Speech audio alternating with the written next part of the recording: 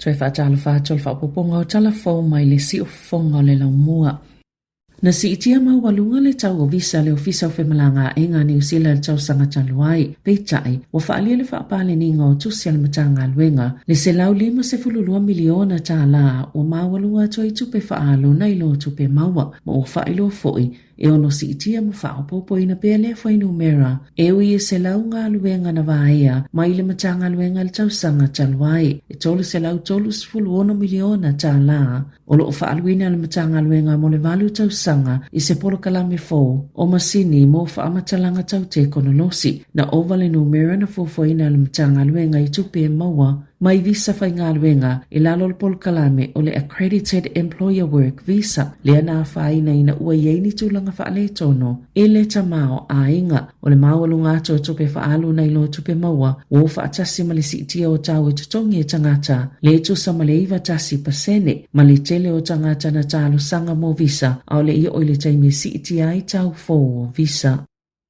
O lo whaapopo ina pele no no tupe o tangata, peitai, e to o telefoi e whainga tau na tongi ai tā lafo, o whaamamunga le Centrix na whaali ai, le si iti ai le valu te sima le 3% o ai tā lafo, po ono no ngā tupe, whaatusa i le tau sanga taluai, o se tasi o mafua anga tele, o tangata yeino no ngā tupe o whale po mo kesi, e sa ili solo isi whale tupe, ini ai tā lafo e tā lafea ngai, ma ila tau, wa maua lalo atu ai tā lafo tu ua le taimi nei, e tu sai ma wha maunga, ai o le taimi pito sili le nei, o na mawalunga tu ele numero tangata e tuwai, o na tongi ai tā lafo, i le taimi e tatau na tutongi ai, pe a wha atustusa le sefulu tau sanga o tua nai, e sefulu te simale 2% o no ngā tupe tangata taitasi, wa te ale taimi e tatau o na tutongi ai. E eini tangata ua nau e tā lalato tau ngā tupe o KiwiSaver e whaamama ai tā lafu i le buy now, pay later, po au nanga e whaatau nei e te tongi muli, pe o na whaalia e whaalapotopotonga tau tupe e tu sai ma whaamaumaunga i se li potifo, ma ua i loa ai foi e le o maua i se fesoasoani, mo tangata mai suinga ia na whaia. Na whaalaulo ina le asoana na fi le li poti le Consumer New Zealand ma le FinCab, lango iai ma le University of Victoria, e mawhai i le BNPL, po le buy now pay later, o na whaatawa i tangata ni oloa ma au nanga, ai te tongi ma whaamai a atoa, po ni naiva yaso mulimuliane, e au noa mani tului, o au nanga au tui o lo i New Zealand, o le Afterpay, Clanasep, ma le pay right, a misi lo ona tutongi lo lea o se tau whaapopo, po ni le fees, au le io ia se te malua whilua wha, sa le ia o fia le buy now, pay later i tuungo ai tā lafua tangata whaatau, i lalo le tu lafua no le Credit Contracts and Consumer Finance Act, ona ele o a fia i lalo le whaawinga ngol tu lafono, taluai ele ainia lato tului, pei tai o le taiminei, e yeini se vaenga o le tu la fono ua mawhaio na apalai iai, e au fieli tu ngaina ia tu ina atu i tangata nono tupe, whaamatalanga au tu e winga i kone karate, ma ia muli ta ia le au nono tupe, nisi o vaenga o tupe nono. Peita ina whaalia le saili le nga fō, o kamupani po au nanga i whaatino ina le buy now, pay later, ua whaanao lango lava i siaki, e whaia le soifuanga ai tā lafo lo tangata po lo na talaanga, po yeini ai tā lafo i le itutongina, whaapei ma whaamaumongo ai tā lafu i polo kalame pe o na masani ai. Ai au noa ma se su enga au ili pe o ngā whatia e tangata o na tongi a lātou ai tā lafu. O sauni le maloe au ina atu ni ana au whainga luenga o kone sula ma ni waalele se lua le puipuinga mo sa e tutono e tāpena ile ave e senga o tangata New Zealand na sauno le minista o le mai fafo vava samana ia Winston Peters. E tatau i tangata New Zealand o lo i sa e tutono o na whaawa o bea le lalafi no whanga ma whaiona saunga le mo ai po le whaao ngao ni awala ma wano saunga le mo e mawhai ai ono ese na sauno wau wasa mana ia e le o manino po o a fea ai whaapewhia fo ina whaatino le ave e senga o tangata New Zealand peitai o le ua nofo sauni po o le alava le taimi e mawhai ai ona ave ese o le taimi lava e talawhia ngai ai o le taimi fo ilea e fisosoni ei waalele al militele New Zealand e ave ona tangata anu ini no fuanga e mawhaiona mawaini whai ngā malanga masani e au mai ai i New Zealand e tolu afe tangata New Zealand o lo restala mtanga luenga ale vai fafo o lo ono nofo isa sa e to tonu. ua ta ua lipo tile whaatutua news fa ingo masini felelei whaatontono po drones. Ma mea tau whaatontono ma mao i Israelu, Lebanona, Bahrain, Qatar, Saudi Arabia, Kuwait, Turkey, Mali United Arab Emirates. Na lapata ina Israelu tangata umeno no foili tu i Saudi o Lebanona. Ina iyo ese ona olo whaatutua la tawos fa inga ino fuanga titele al Hezbollah na faalia Iran.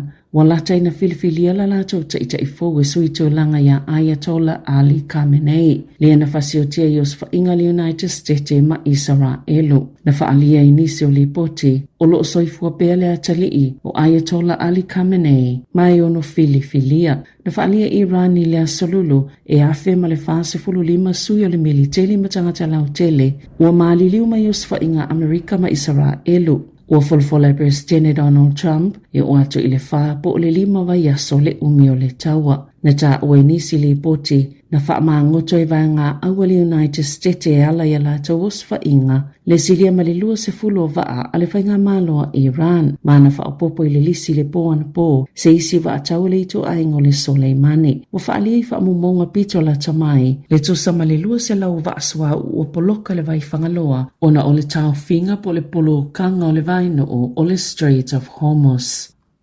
E ono amatatu le whai unga le vai aso na si itia le tau o le penisini a wha awa waipea le tau i sa sae tuto tono pio na wha alia le polisili o le Waitomo Crope o Simon Barham i lunga le checkpoint e le o se tūlanga i whaate ia i le ono si itia le tolu tala i le lita le penisini i nisi o pamu e lata i le sefulu ono pasene na si iti ai le swao o le Prince Crowd i le vai aso talwai. Ina ua tāpunia e Iran se alawa a tāua tele mo le whela ua ingo le swao o le Strait of Hormuz o se alawa a vai ti le vao Oman ma Iran. Mai tāua tele mo le whela ua ingo le tusa ma le lua sefulu pasene o le swao o ale lalolangi e whai tau miliona pa elo swao o e whela ua i le Strait of Hormuz wha atasi ai malikesi peitai o lea ua wha amata uina Iran le whai o seos wha inga i so se wa ai tau mawhai e sopo ia lea vai no o po o lea ala waa.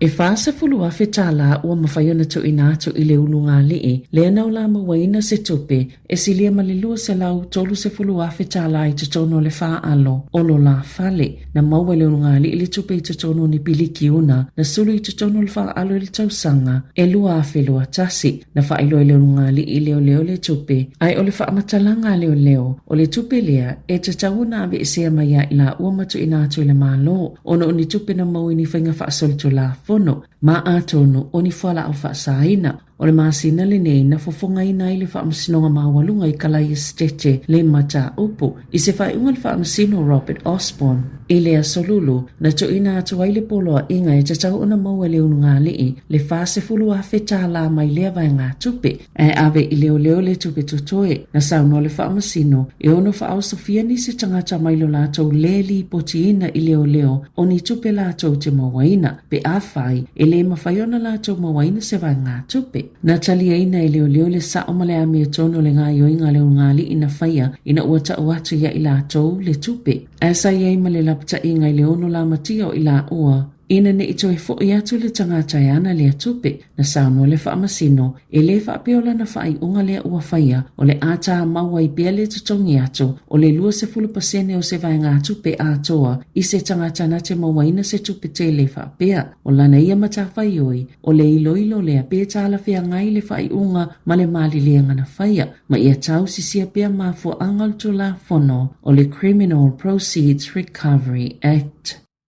Wa tāpali toi whaafo i ato ni pusapia e silia malilua afi lima selau o le Stein Laka. Ona e le sa o le whaailo ilo o whaapipi inai e whaapeo ni vai inu e le ise ava malosi o filongi ai peo na whaasilasila e le Lion. O pusa ava malolosi o le Stein Laka Ultra Low Carb Luas Fulfa. E whaapeo whangu e ele o yese ava malosi na yese tangata whaatau na whaasea e winga i le asasi mai loa i loa le company. Nge yele whaale tonu le ngau singa o ia o loa e whaape whaatesi ma le lua pasene le ava malosi o lo iai. Ma ele o sao whailonga po o whailo ilo o lo whaapipi iai ia o loa. E luani company tu family po le kuria na au fia I tau pule pulenga e le wha atau vai na ia la tau ma ua wha atonu ina nei ina ia tutongi le silia ma le tasi te sima le lua miliona tā la. E fitu se lau afe tā lau wha asala ina I le Aramex ai o le Cold Sweet Spot ua wha asala ina I le 5 se lau 25 afe tā la ina ua I o se su engal komisi e mata I tuwina po o wha amalia ina ia tatau a tangata wha atau le Commerce Commission. Na ta o le komisi watu ina tu fo ini la pata inga inisi au nanga tu family se iwa ona onia mionga o le ua masalomia pe tali tonu ina foi wa faya ini fainga whaapea ele tu sai ma le to la fono. I taalonga, wofia tunei le au le Black Caps a New Zealand le suenga le siampini o le ipol la langi I le kilikiti o le tailuas fulu ova ina ua maanu malo le taalonga ma Afrika I saute. E se lau se fulu fitu aina ma Waifin Allen ila la panga ma team Seifert e ilo I le aso a taiao po o aia le ata alo ma New Zealand le suenga le siampini pe a mai a le isi taalonga le semi-final I le vao initia ma Engelani. Wa whaalia te Reni wa taha pena mo le taita inga o le olo peleki. Na whailo I le asoana na fili nga o Reni e a vea mawhaia o nga fōu e o atu lava le ipo la lange lua whiloa fitu. Ma ua suitu la ngaia Scott Robertson wa ono lua tau sanga Reni sa a vea I se taimi o tuana I mawhaia o nga le Jeeves ma sa whaia o nga fōu I le Wallaby sa Australia e a matai lona tofinga fōu le masino Uni. Le ai mai ai le taamil sanga Japani o le Rugby League 1 o no lo whaia o nga le awako Pelko Cope Steelers. O le masino I ulaile taamil sanga mawhalani Italia whaapea maayalani. O Reni le ulua I whaia o nga ulolol peleki e iei lona tupu anga Pasifika o lona tina o le leato kuki. Tala whauia ma le si ufonga le lau mua mo le nei vaenga o le tai ao.